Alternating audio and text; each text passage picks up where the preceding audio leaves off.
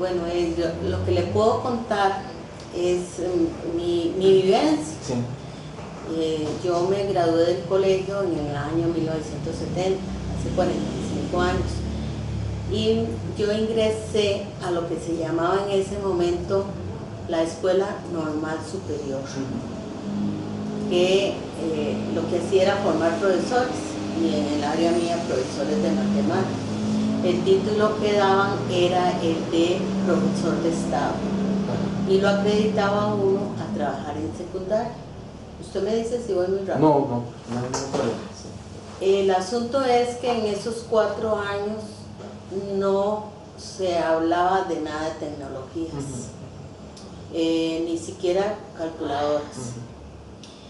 La universidad nace en el 73, pero uno de los acuerdos fue que se mantuviera como planes terminales los de la Escuela Normal Superior 2 años más, y comenzaban los de ya de matemática, ya propuestos por la propia universidad. Yo me vi beneficiada, eso fue, como dice usted, fue que la vida a uno le dio esa oportunidad. Le puedo decir entonces que yo concluí y comienzo en el 75 con el bachillerato en matemática pura, que tenía un tronco común con el bachillerato en enseñanza de la matemática. Había un tronco común y entonces empezamos a recibir computación, pero más que todo teórica. Todas las álgebra de Boole, recuerdo que nos daban álgebra de Boole, generalizaciones de esa álgebra, y era de pizarra, básicamente. Sin embargo, en ese momento la universidad, yo no sé, porque cuando era alumna, ¿verdad? Alquila o no sé, una máquina que trabajaba con tarjetas como esta. Ayer me encontré una, pero esta era de tributación directa, no era de esa época. Lástima, lo hubiera tenido, ¿verdad? Para que viera y cómo era que trabajaba. Y el profesor era un profesor chipriota, caballero estadounidense, y él se preocupó mucho porque incursionáramos en la tecnología. Nosotros en el servicio recuerdo que se alquilaba una casa como de donde queda aquí el Fortín, como a los 200 metros hacia el norte, todavía está esa casa. Entonces, en un cuarto era que estaba eso, y entonces ahí me acuerdo que yo le tenía miedo porque era tan rápido como se disparaba que yo me temblaba y me enclochaba, ¿verdad? Como dicen, ¿verdad? Los dedos, porque me ganaba la máquina. Y entonces ahí es donde uno empieza como a mezclar lo teórico con lo práctico.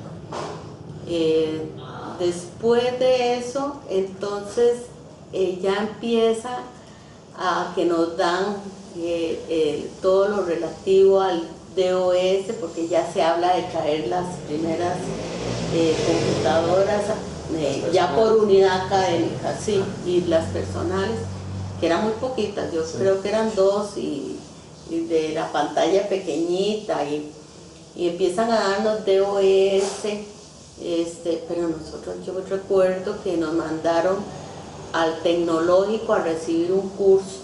Teníamos que viajar en bus de aquí a Cartago a recibir un curso de capacitación para poder implementar esa tecnología. Y el bendito DOS y el Fortran, y ahí vamos evolucionando después ya usábamos usábamos un procesador de texto, ¿cómo era que se llama? WordPerfect, el WordPerfect se llamaba, y ahí vamos evolucionando. Paralelo a eso, sí, ya empiezan las calculadoras. Me vuelvo a ubicar en el 1975, que empiezan las calculadoras, incluso las científicas, y es cuando entonces nosotros nos empezamos a familiarizar con ese tipo de instrumentos. Como estudiante.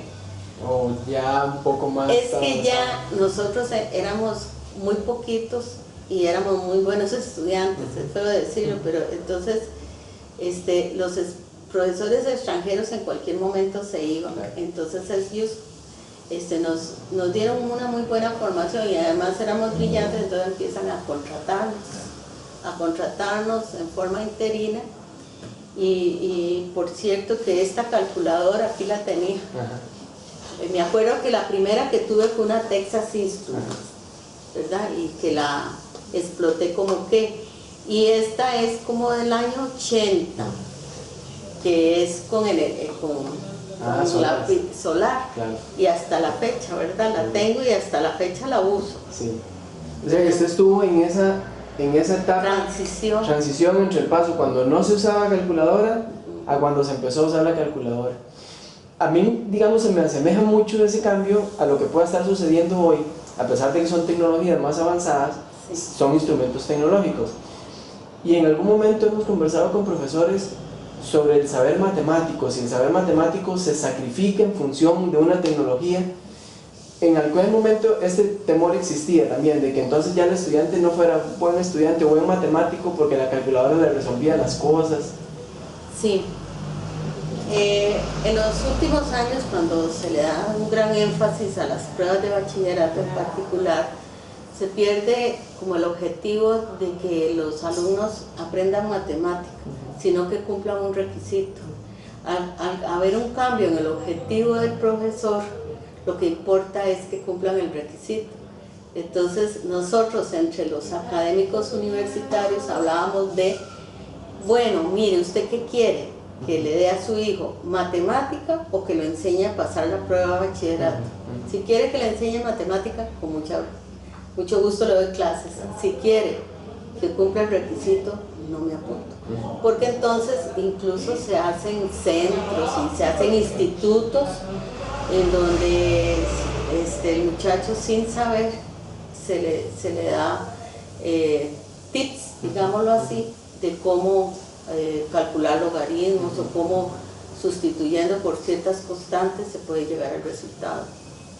A cambio se pierde mucho conocimiento que podía ser innovador dentro de la misma secundaria, digamos.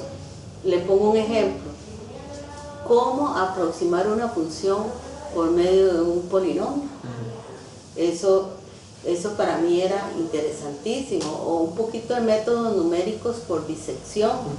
Entonces uno de pronto tiene nuevo conocimiento, más actualizado, y entiende, por ejemplo, que la calculadora no hace más que sumar, no hace más que las operaciones fundamentales, y cuidado si solo suma y multiplicación, pero que en realidad ellos no están calculando el valor de un logaritmo, por poner una de las funciones, esta es más de más nivel para ellos, sino que están aproximándola por un polinomio. ¿Y cómo encuentro ese polinomio? Por lo menos darle a conocer el polinomio.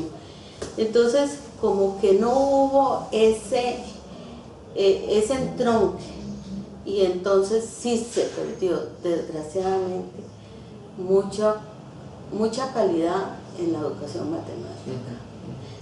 Calidad que hasta hoy la arrastramos, porque ¿qué es lo que sucede? Que cuando estos muchachos entran a la universidad y ya deben llevar ingenierías, ellos no valoran el concepto de un límite, ni valoran el concepto de una integral, ni le dan el lugar conceptual que debería tener. Y entonces igual se convierte en cumplir requisitos, y entonces al ponérseles a calcular límites, digamos calculeramente, no saben factorizar, y ellos no entienden que no pueden avanzar en cálculo. Lo más elemental es que sepan factorizar, si no saben factorizar. Eso por ponerle un ejemplo ínfimo, porque lo que se perdió con el facilismo, digámoslo así, para usar las palabras del historiador matemático Ángel Ruiz, aquello que desarrollaba el pensamiento lógico matemático se deterioró. Entonces los muchachos no tienen esa reflexión. No puedo generalizar, hay personas que yo pienso que donde usted ha llegado fue de esos igual, que tuvieron una muy buena formación, pero casi me atrevo a decir que es una minoría. Yo llevo 12 años de pensionada y he dado clases particulares y siempre digo, ¿quieren saber cómo está la educación matemática del país? De clases particulares. ¿Qué es lo que les gusta a los muchachos? Yo no hago nada innovador, yo ni siquiera uso nada, recurso tecnológico, ni siquiera la calculadora, porque mi formación fue de cálculo mental. Entonces, los chiquillos cogen, hasta se hace un juego, ¿verdad? Ellos cogen la calculadora y ya yo sé el resultado, y ellos me dicen, pero le ganó la calculadora, pero bueno, esa fue la formación que yo recibí. No es que esté contra ella, pero no se le ha sabido dar el justo valor, digamos, a cada cosa, a lo que es conocimiento y a lo que es tecnología. Claro. En aquel momento, cuando la calculadora llegó, ¿cuál era la reacción, digamos, del profesorado en aquel momento? ¿Había temor a usarla? ¿Hubo reflexión? ¿Hubo análisis sobre cómo utilizarla? Digamos, desde el punto de vista universitario, pues eso es lo que entendemos de una universidad, ¿verdad? Que es un ente que tiene autoridad en las diferentes disciplinas para poder decir cosas, por ejemplo, al Ministerio de Educación. ¿Hubo ese análisis, esa reflexión sobre, ahora tenemos una calculadora, cómo implementamos esta calculadora para que no sucediera, digamos, eso que de pronto sucedió? Por ejemplo, a nosotros con la calculadora, el profesor que nos daba era un apasionado, ¿verdad? Entonces, él pasaba enseñándonos. Y yo no estaba tan segura por lo mismo, ¿verdad? Pero él nos decía, vean qué interesante cómo aprieto aquí, miren, ya salió este cálculo, ¿verdad?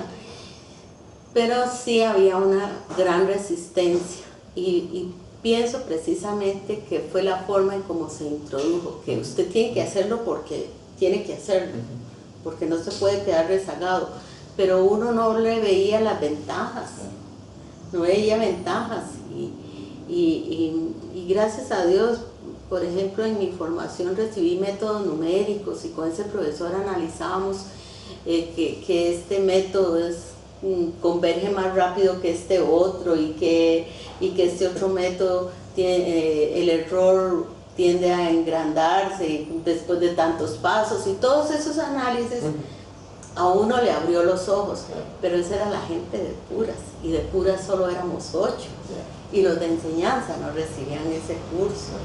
Entonces ese degustar la parte teórica no la tuvieron ellos. Entonces sí, sí había bastante resistencia. Para comenzar teníamos que ir hasta el tecnológico, como le digo, en bus, haciendo filas. No le entendíamos al profesor, no le entendíamos, no sabíamos para qué servía eso, qué era lo que prestaba tanta facilidad si a nosotros nos costaba entender cuál era el apoyo real cuando costaba tanto aprenderlo. Claro. Hago la relación, digamos, en los momentos actuales, porque podría ser que esa sea la misma situación, una situación muy similar a la que está viviendo el profesorado hoy día. Yo estoy seguro que usted sigue el currículum de matemática del Ministerio de Educación Pública y poco a poco pues los recursos tecnológicos se van incorporando, ¿no? Entonces de alguna manera, si se quiere, se presiona al profesor para que utilice esos recursos tecnológicos. Pero el profesor viene de una formación universitaria. Eso quiere decir que en la universidad debería también incorporarse esa. Pero viéndolo desde esa misma perspectiva, usted lo decía en algún momento, que probablemente en aquel momento histórico no se hizo esa reflexión sobre la calculadora. Pero valdría entonces la pena que en este momento la escuela de matemática entre en esos procesos de reflexión para ver cómo la tecnología se aplica en los procesos educativos y que no sacrifique el saber matemático como de pronto pudo haber pasado, para no arrepentirnos después en un momento posterior como podríamos estar pensando ahora que sucede con el facilismo, ¿verdad?, que usted comentaba. Para comenzar, cuando yo le hablé del tronco común del curso de computación era anual, se me olvidó ese gran detalle. Imagínense un año hablando de computación, imagínense un año y era tronco común. Esto es una carrera, yo creo, ya tengo 12 años de no conocer el plan de estudios, pero casi estoy segura que no hay un curso de computación ni uso de tecnologías, y si acaso es uso de tecnologías, es uso como el que vendría en el mismo aparato, ¿verdad? Si ve tanto, haga tanto, si ve tanto, haga tanto, ¿verdad? Si quiere tanto, haga tanto. No ese concepto. Hay colegios, sobre todo los privados, que yo veo que ya las tareas las dejan digitales, ya manejan más la información a través digital. Sin embargo, he tenido acceso a ese material y el nivel es muy bajo. ¿El nivel matemático es muy, muy bajo. Estoy hablando de una universidad privada. Yo le di a una alumna, por dicha no me acuerdo cuál universidad, pero las ponían a factorizar y las factorizaciones eran más sencillas que lo que traen los libros de texto. Entonces se vuelve a perder en sí lo conceptual, ¿verdad? Entonces se vuelve a nada más digital y comprobar y ver si tengo los puntos para cumplir el requisito. Claro. Y entonces, desde esa perspectiva, ¿cuál conceptualiza usted que es el rol de un profesor en relación al uso de la tecnología para la matemática? Yo creo que lo que exige la actualidad es que tenga formación en el uso de las tecnologías, pero también no solo uso como por sí, sino en qué consiste ese recurso, irse a lo existencial, irse a lo que hace que realmente sea necesaria la tecnología. Porque sí es necesario, yo creo en ella. Yo, a pesar de mi formación, yo creo en ella. En lo que no creo es en cómo se ha implementado, tanto a nivel de profesionales y en consecuencia a los alumnos. Claro. Yo pienso en una escuela de matemática o en la carrera que tiene actualmente la escuela de matemática. Yo también revisé un poco la historia que está escrita en este artículo y se hablaba del profesorado que usted decía de Estado, el profesor de Estado, y después estaba la carrera también de matemática pura, ¿verdad? Y después de matemática aplicada y enseñanza después de la matemática.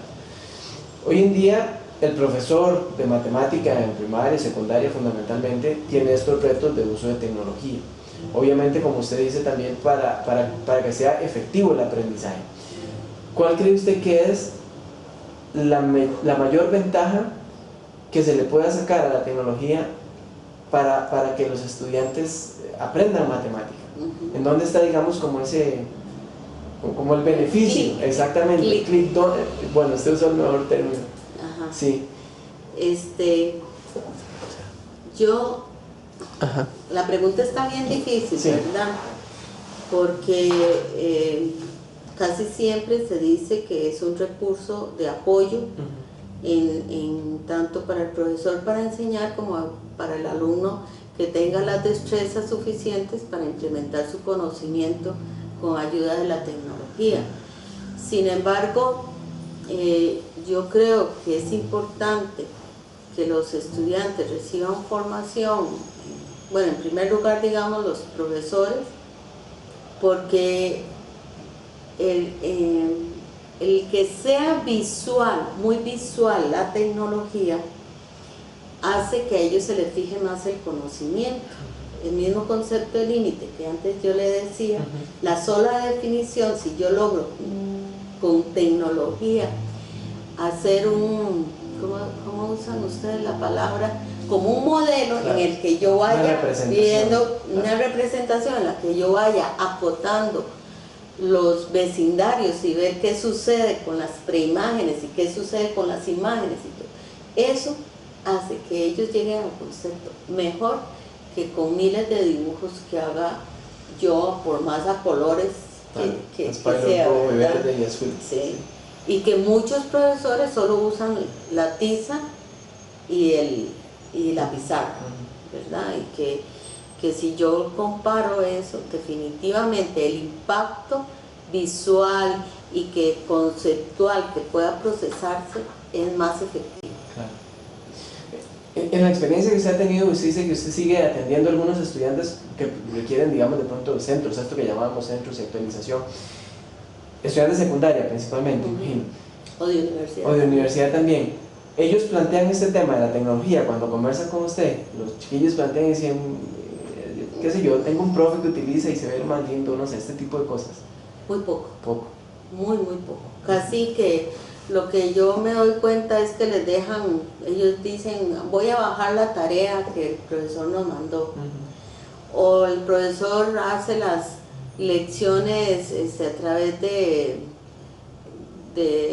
transparencia, digamos, ¿cómo se llama? Sí. O el PowerPoint. A través del PowerPoint, lo clásico. Claro. No siento yo si hay, no, tampoco podría decirlo si hay efectos, qué tantos efectos habría, pero al final ellos no tienen como acceso al material, entonces yo no le veo sentido, porque si agilizara, es bueno aprovecharlo para estar más con ellos y ejercitar y ver, permitiría ver con mayor facilidad el nivel de receptividad que han tenido ellos al conocimiento, y sin embargo no se hace, no se llega a ese aspecto. Después, sin embargo, si bien es cierto, hay estos procesadores para la simbología matemática, no lo usan. En las pruebas, ellos hablan de programitas como GeoGebra, lo usan mucho. Sí, MATLAB y también estos procesadores de lenguaje matemático. Pero no veo yo que ellos usen, como que den apuntes complementarios al libro de texto, como que el mismo libro de texto los tenga. No lo veo. Claro. Y no es necesario tampoco llegar, desde su perspectiva, al momento en que la tecnología sustituya al profesor, o sea, ¿usted lo ve como un complemento importante? Yo lo veo como un complemento muy importante. Sí digo que la única forma, la forma más efectiva es el contacto humano con humano, ¿verdad? Eso sí lo digo, porque en el aula se presentan conversaciones de actualidad que podría darle la información Google o así, pero no el análisis contextual inmediato que se puede dar, el asunto de valores. Puede encontrar en Google un artículo, pero la vivencia esa, el aula es una pequeña comunidad. En el aula se establecen reglas de convivencia, formas de cómo nos vamos a relacionar, de cómo voy a comportarme. Eso no me lo va a dar la tecnología.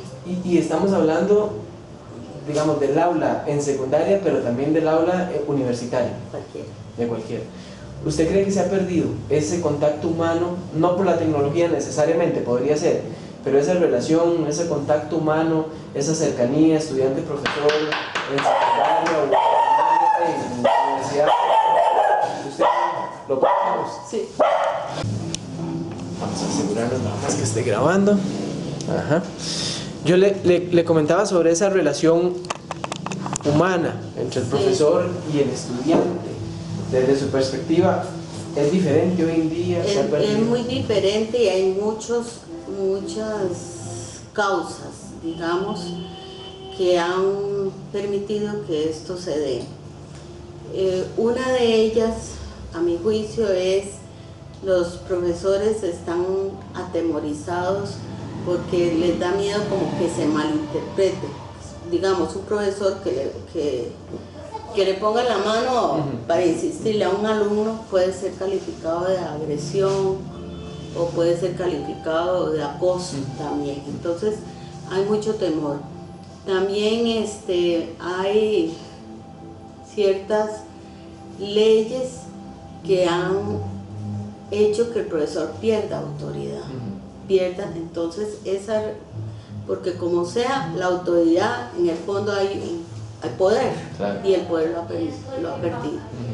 En este momento, desgraciadamente, los padres de familia como que igual, tal vez por esa cultura del facilismo y del titulitis y de cumplir requisitos, entonces ellos casi que presionan por las notas de los estudiantes, y eso hace que se deteriore mucho la relación cercana profesor-alumno. También ese temor de que hay que cumplir con un plan hace que ellos corran, entonces se vuelven clases solo de impartir conocimiento y conocimiento y conocimiento y conocimiento, y corra aquí, corra allá y corra allá, entonces no hay momentos de reflexión, se pierden los momentos de reflexión. Otra cosa, hay mucha actividad extra clase, demasiada actividad extra clase, que deterioran el número de lecciones que se dan. Entonces eso presiona de nuevo al profesor. Entonces hoy no van porque hay ensayo de banda, mañana no porque es el día de, pasado mañana no porque hay consejo a los 2 días. En mis tiempos, que hace mucho, casi le estoy hablando de 50 años, no se perdían lecciones. El mismo día que se hacía una prueba, ese mismo día se recibía nuevo conocimiento. No había pérdida. Yo ahora atiendo estudiantes que en 2 semanas no han recibido matemática. Entonces yo digo, ¿cómo en 15 días? ¿Cuánto? Por lo menos un encuentro con ellos, de hablar, aunque sea algo de historia de la matemática, o un cuestionamiento, este mismo cuestionamiento sobre el uso de la tecnología y lo que significa en mi vida, podría darse, y todo eso se pierde. Y cuando hablan de los 200 días, al final tampoco los últimos días dice el profesor que él está cansado y los estudiantes también, y yo cuestiono eso de los 200 días, lamentablemente, y asumo lo que estoy diciendo, ¿verdad? Lo digo con conocimiento de causa. En los tiempos cuando usted era estudiante universitario, que estaba aquí en la escuela de matemática, la formación que usted recibió acá, ¿la preparaba? ¿Se sintió usted preparada para ir a ser docente en secundaria? ¿Se sentía usted una persona, dice, estoy lista para ir a hacer esto, a ser profesora de matemática? En esa época yo me sentía muy segura. Incluso les cuento que mi primera experiencia, una de mis primeras experiencias como docente universitaria, me tocó dar un curso de topografía en matemática, y yo era la menor de todos y era la única mujer, y sin embargo la compostura de uno y la seguridad con que uno da las clases, eso era suficiente para que se genere un respeto, ¿verdad? A pesar de ser la menor de todos y con una gran diferencia de edad, y también por género, ¿verdad? Yo me sentí muy segura. Si usted me pregunta lo mismo, con esa misma formación hoy, le diría que no me sentiría segura. Una de esas razones, el que se me obligue a atender alumnos con necesidades especiales, eso para mí es muy difícil, me siento impotente. El que yo tenga que usar la tecnología con la agilidad que da la tecnología hoy, porque no tengo la formación. Yo desearía clases bien dinámicas. Es que el profesor tiene que ser artista, tiene que saber de teatro, tiene que moverse en el aula, tiene que estar despierto, tiene que mostrar, tiene que vocalizar, tiene que animar. Y yo me acuerdo un ministro de educación que una vez que íbamos a ofrecer una capacitación nos decía, imagínense un alumno que está esperando el bus y está con su telefonito comunicándose. Ya toma el bus, sigue con el telefonito comunicándose, se metió a Google y ahí estaba aprendiendo. y llega a la clase de ustedes. ¿Cómo va a concursar usted con toda esa tecnología? Y esa es la gran pregunta. ¿Cómo voy a concursar? Porque es un concurso. Entonces ahí es donde mi motivación debe ser, bueno, la primera que tiene que estar motivada soy yo, porque mi pasión conquista, ¿verdad? Y además estar al tanto de este proceso dinámico, porque si yo voy a llegar con una calculadora de energía solar y compito con la que ellos tienen, no los voy a motivar. Claro, correcto. Hay digamos, desde su perspectiva, una identidad que uno pueda formar del matemático o del profesor de matemática, alguna serie de características claves que usted diga, bueno, puede ser que estas sean positivas, pero puede ser que estas otras hagan que el perfil del matemático, del profesor de matemático, que lo limite en dar este tipo de clases dinámicas, en una clase diferente de matemática, porque si bien es cierto, uno escucha a los medios de comunicación, escucha a los estudiantes y la materia que es el problema es matemática, ¿verdad? Pero podríamos hablar de una identidad del matemático. Sí. Matemático, dicen que Jacques Sagot, que es un músico de Costa Rica, decía: músico que no sabe enseñar música no es músico. Y entonces yo parafraseé esa frase y se la decía a mis alumnos: matemático que no sabe enseñar matemática no es matemático. Y yo se lo resumía a mis estudiantes en 3 frases: para ser profesor de matemática hay que saber matemática, saber enseñar matemática y saber estar al día con los 2 saberes anteriores. Ahí se lo resumo todo y espero contestar. Claro, genial. Y además, digamos, esto me lleva a otra cosa, porque bueno, la carrera actualmente es de enseñanza de la matemática, o sea que el perfil de salida es de personas que van a ir a ser profesores de matemática, y esos profesores de matemática de alguna u otra forma están presionados por el currículum nacional a incorporar tecnologías, o sea que la carrera debería incorporar tecnologías también. Usted fue profesora de esta carrera de enseñanza de la matemática. Sí, señor. En aquel momento se incorporaban algunas tecnologías para que después los estudiantes, digamos estos que iban a ser profesores, también utilizaran en secundaria. No.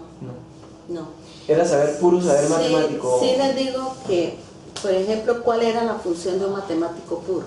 Que ahora hay muy pocos. Era precisamente dar matemática a nivel universitario. Entonces, el perfil del profesor de enseñanza de la matemática, para mí muy respetable, era enseñar a nivel de secundaria. Si uno toma esto de por qué la educación matemática del país está tan mala, yo me siento de alguna forma responsable, porque yo fui formadora de esos matemáticos. Pero lo que sí tengo muy claro es que, a mi juicio, el meollo del asunto está en el perfil del profesor universitario que está formando profesores de matemática. No digo que no tiene que ser de enseñanza, pero sí que tiene que tener más fortaleza en matemática que la que actualmente están recibiendo. ¿Qué fue lo que fue dándose? Gente de enseñanza, que eran muy buenos estudiantes, hacen cierta especialidad en tecnologías, en metodologías, pero no en matemática. Entonces vienen a dar o a desarrollar lo que ellos les permite su formación. Entonces, lo que estoy diciendo es muy duro y muy serio, y lo reconozco, pero sí, a nosotros lo que nos permitió, digamos, desenvolvernos, como usted dice, sentir seguridad ya no solo a nivel de secundaria, sino a nivel universitario, fue la formación matemática que recibimos. Porque al menos a ustedes pueden hablar del profesor José Fabio González Argüello, que es toda una autoridad como profesor universitario, y él nunca recibió ninguna educación. Entonces no es eso lo que hace la diferencia. Entonces, para mí es ese comunicar el conocimiento, pero para poder comunicar conocimiento yo necesito tener el conocimiento. Lo demás son accesorios para ese conocimiento. Las metodologías, las tecnologías, el poder con el que yo tenga para conquistar hacia ese conocimiento. Y en eso significa saber matemáticas, saber educación y saber historia de la matemática, contextualizarse en el tiempo, decir por qué es necesaria la matemática, enseñar a estudiar matemática, saber de historia de la ciencia, saber de filosofía de la matemática, entre otras cosas. Claro. Yo intuyo, porque no estuve en ese momento histórico, pero cuando usted me cuenta y leo, por lo que leo en el artículo, cuando surgió la escuela, bueno, cuando estaba la escuela normal y después la escuela de matemática, como que surge de ahí, ¿no? Como que nace de ahí, según lo que usted me contaba, yo podría intuir que todos los aspectos pedagógicos de la enseñanza estaban muy cercanos, como muy en el mismo lugar. No sé si cuando usted estaba en la escuela de matemática ya esto sucedía, pero actualmente lo que sucede en el diseño del currículum y en el impartir las lecciones es que el saber matemático se da en la escuela de matemática y el saber pedagógico se da en el CIDI, en la Facultad de Educación. ¿Cuál es su percepción en relación a esta dinámica del currículum y de la enseñanza? En mi época se daban por aparte también. Se daban por aparte también. Algo que sí benefició a través de la historia de la educación, por lo menos en la Universidad Nacional, fue que gente de enseñanza de la matemática asumió cursos de enseñanza en el CIDE. Para mí eso fue un éxito. Le puedo mencionar a Gerardo Mesa, a Fabio Hernández, a Marcela García, y no quisiera omitir nombres, pero en este momento lo que quiero decir es que esa gente empezó a dar didáctica específica, empezó ya con temas más nuestros, y eso para mí fue un definitivo, incluso para trabajos comunes entre ambas unidades académicas.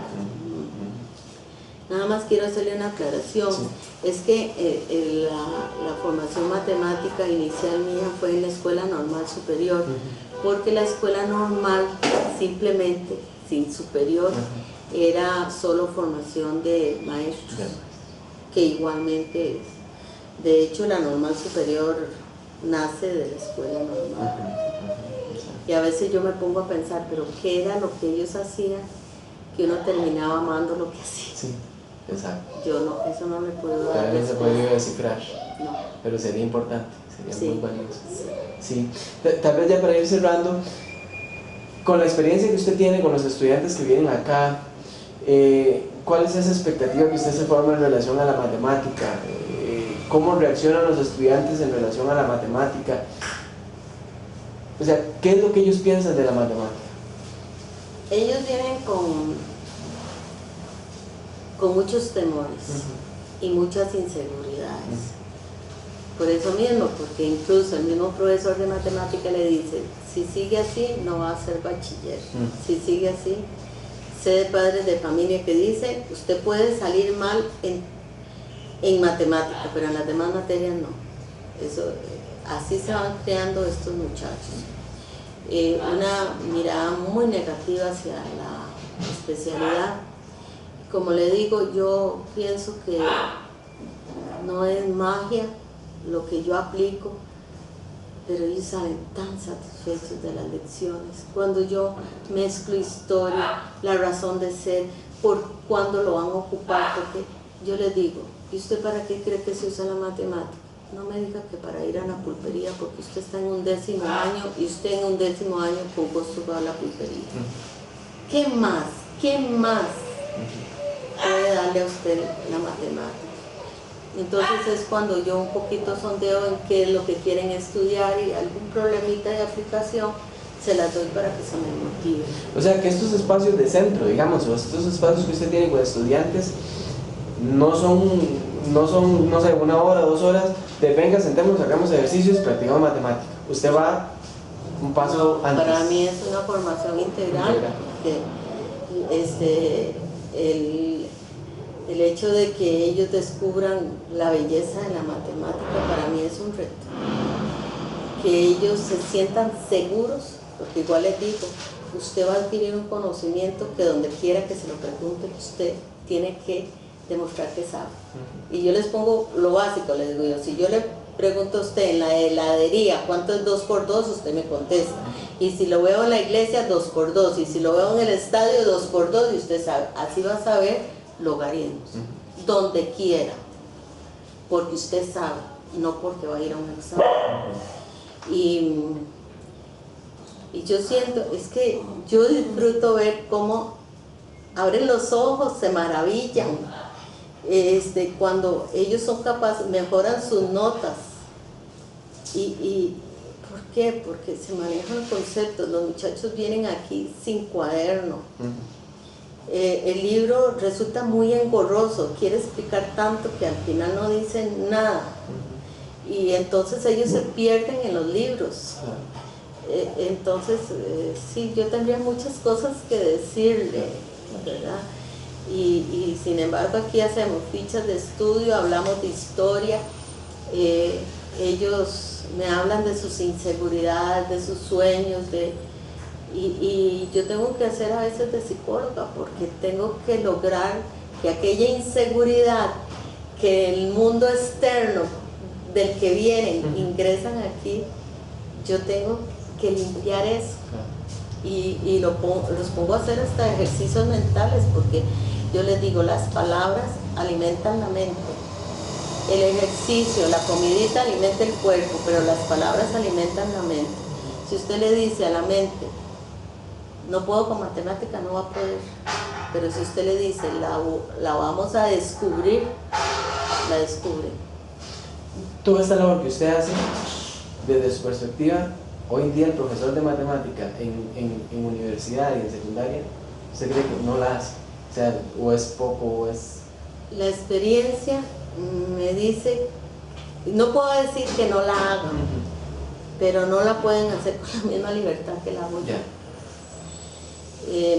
Para fundamentar esta respuesta le digo que nosotros somos mi hermano Norma Dolio y yo, mi hermano Fabio y Norma Dolio y yo, íbamos de giras a dar capacitaciones con un proyecto que había en CONARE, y a los profesores nos dábamos cuenta de las serias debilidades que tenían.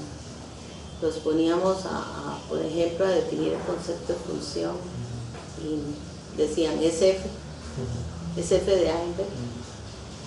Y cuando los poníamos a redactar ejercicios, la redacción era pésima, pero lo rico de esas capacitaciones es que nosotros analizábamos entre todos el error, que igual el error es una fuente de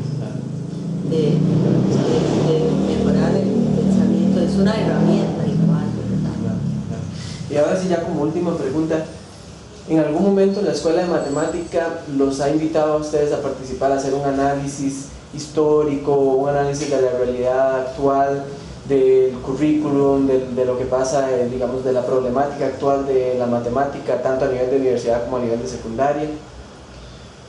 Con el tema específico no, pero nosotros, yo reconozco que ellos han sido muy amables, siempre nos toman en cuenta en la evaluación de proyectos, nos toman en cuenta para dar conferencias, nos toman en cuenta para dar algún criterio profesional, aconsejar o actividades como esta que tenemos hoy, ¿verdad? Pero sí como que esos procesos de reflexión en sí, por sí, no se dan. Y por lo menos no somos invitados, o no ha habido la oportunidad. Yo estoy en la Asociación de Matemática Educativa,